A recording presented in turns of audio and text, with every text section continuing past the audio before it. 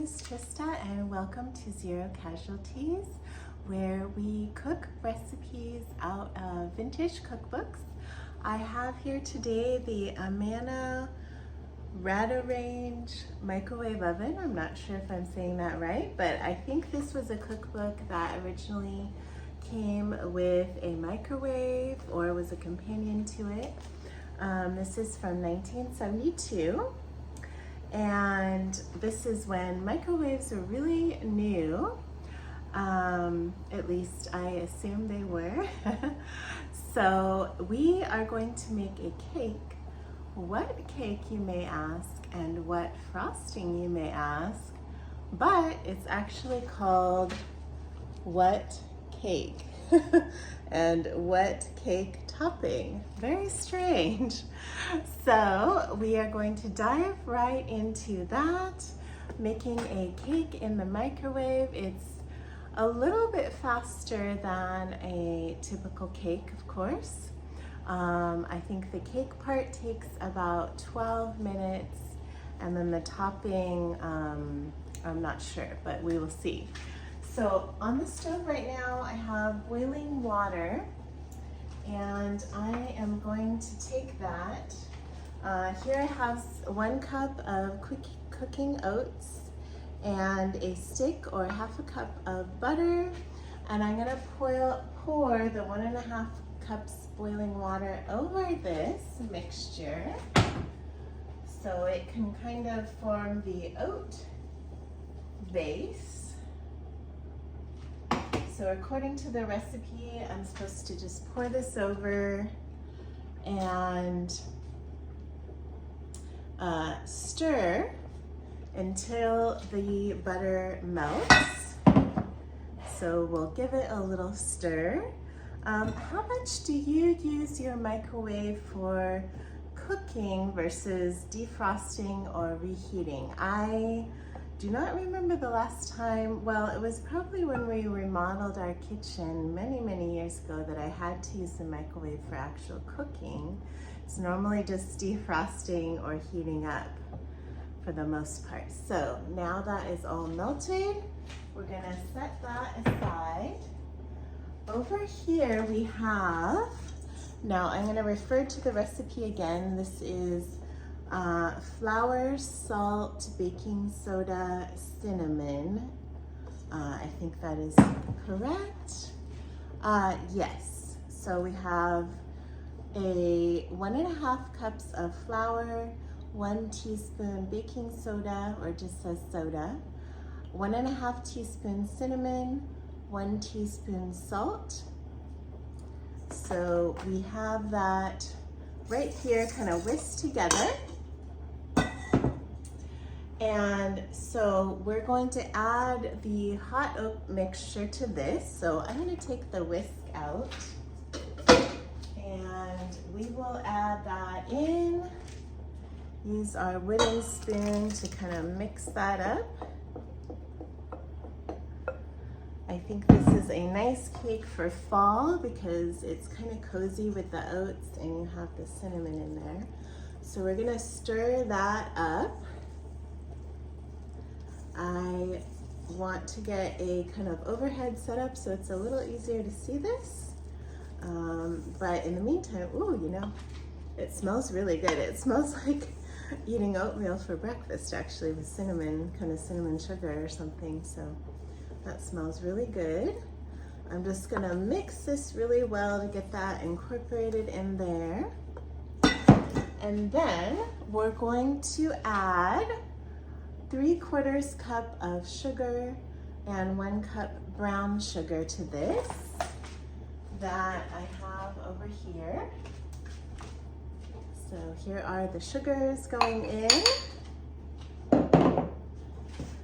And we're gonna mix that up. Over here I have a 2-quart glass pan, because of course you can't use the metal in the microwave. I don't have that much glassware to use in the microwave, so I found what I could. So we're just gonna mix up this sugar with the oats. I remember There was a time that I had to make a cake in the microwave. It was quite the situation. It was a bit of an emergency, so I will share that with you in a little bit. Now we have 2 beaten eggs in here, and then we're gonna mix that in as well. So I'm just being very old-fashioned and using the wooden spoon in here. So let me mix that in well.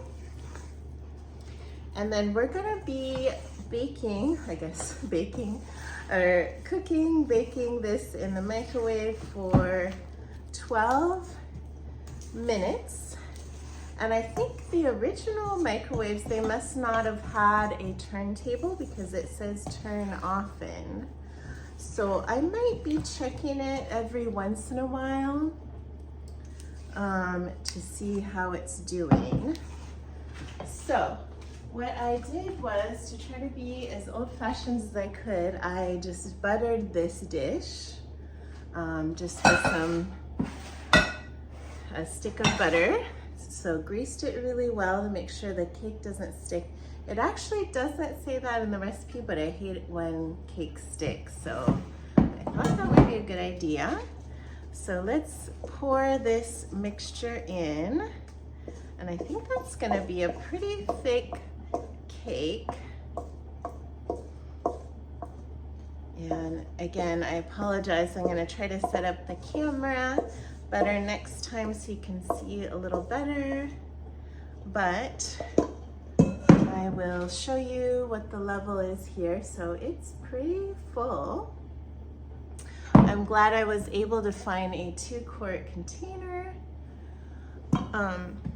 So let's give that a go.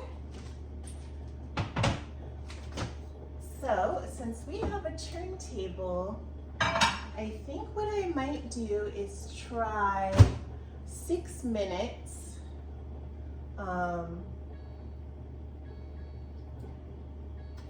Because that will turn around, and then I'm gonna check it after that. So we will be back to check the cake. Let's check out what the cake is looking like after 6 minutes. It's looking really nice. It really bubbled up to the surface a lot. It almost has a little volcano in the middle, but it really puffed up a lot. It's looking really good. I might take a toothpick to it and see what the center looks like, and see, we definitely need more time because it's still looking kind of gummy, but I just want to make sure it's not overdone. So I will come back when it looks like it's all baked. So now the cake has been in the microwave for the full 12 minutes. It's quote unquote baked in there. I checked it and it is done in the middle. So now we are gonna move on to the topping part. It actually looks quite yummy. So let's check it out. So now let's move on to the cake topping. So here in this other microwave safe, well, it's a pie pan, but that works. I have, according to the recipe, 6 tablespoons of butter. And then I'm going to put 2 tablespoons of milk in here. And then we have 3/4 cup of brown sugar. So we're gonna put this in the microwave. It says to bring this to a boil and then cook it 1 more minute before we add coconut and chopped pecans. So these are sweetened coconut flakes and they're just plain chopped pecans. So let's put this in the microwave. I'm not sure how long it'll take to boil. Of course, it depends on the microwave, so I'm gonna try 2 minutes and we'll come back when that's all kind of ready to do the mix-ins. So that ended up taking about 2 minutes to boil, and then I cooked it 1 more minute. After the 2 minutes, I actually stirred it up a little bit because I just wanted to make sure it was incorporating. So I'm going to put in the pecans, a half cup of those, and then a cup of coconut. So we will stir that around. And I wanted to tell you my microwave cake story while we're doing this. So I'm gonna let the cake cool down just a couple minutes while I tell you that story, and then we'll put this topping on. Actually, this topping looks great, especially if you love coconut nuts, if you love German chocolate cake. It reminds me of that. So let me show you what this looks like. You can see, it looks so yummy. So anyway, when I was 16, 17, I was an exchange student in Mexico. And one day they told me kind of last minute that there was going to be a bake sale for the Rotary Club, and they're the ones that sponsored me. So since I love to bake, I thought, oh, I'll make a cake. And I think before that, I had made a chocolate cake in my host family's home, but they had helped me because I'm not really used to gas stoves, and they lit the oven for me and stuff. But this time, everybody was gone from home. They were all at work, and I was there by myself. So I thought, okay, I'm gonna try to light this oven, but it nearly exploded in my face. And I thought, okay, I'm not gonna try that again. I think that, I wonder, because obviously you can't put metal in the microwave. I'm not really sure. I found whatever I could to put the cake batter in the microwave, get it cooked as well as I could, make some frosting, make it look as pretty as I could. I was kind of in a hurry because I had to take a bus and take this cake over there. But I think it turned out okay. At least I'm really hoping it was okay. I generally don't prefer to make cakes in the microwave, but this particular cake looks like a great adaptation to the microwave. So let us get the cake. I've got an offset spatula in case we need to kind of spread it more. It doesn't have to be fancy, of course. I'm still gonna have these because it's still a little hot. And after I get this spread on here, I'm gonna come back in a little bit to taste some on camera, make a little slice to make it all pretty. And then we can see how it turned out. It actually looks quite good. So I'm gonna give you another view of this in just a moment. Actually, the spatula is kind of handy for making sure to get all that icing on there.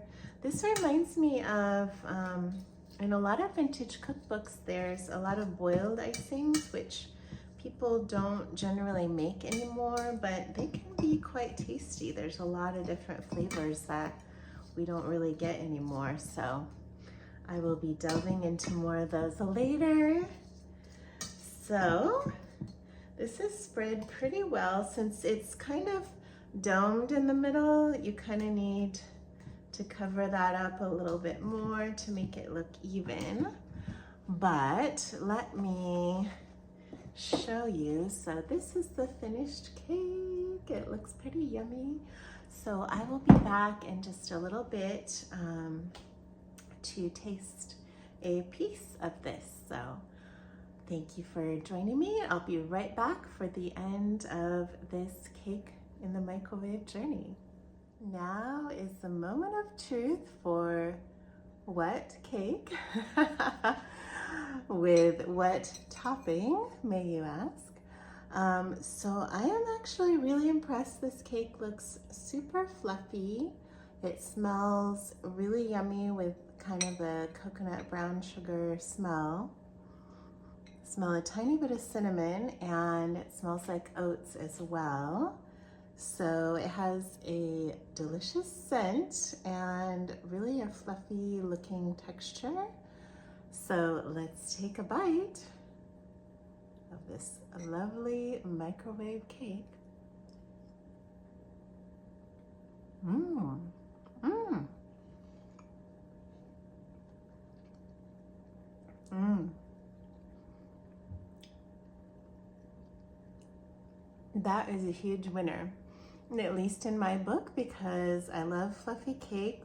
It's, excuse me, still warm, which is quite lovely. And also this brown sugar coconut topping is really delightful with it. The cake itself is not way too sweet. The icing is fairly dense and sweet, but it balances it out really well.